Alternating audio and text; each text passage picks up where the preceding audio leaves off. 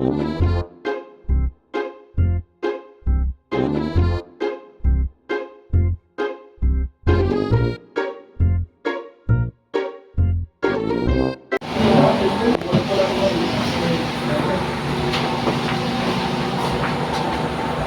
I am Denver Manalili, your food server. Allow me to demonstrate the use of spoon and fork as a tongue. May I, sir? Sure. May I get spoon and fork? Yes, sure.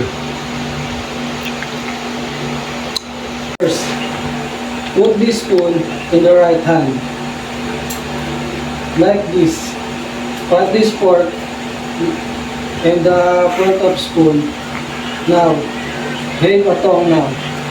You can carry this bread, pasta, or sliced fruit. You can carry it without using a normal tongue, like this.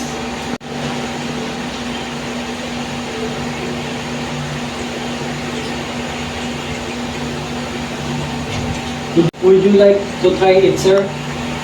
Thank you for your time, and I will very appreciate the time you give and enjoy your meal.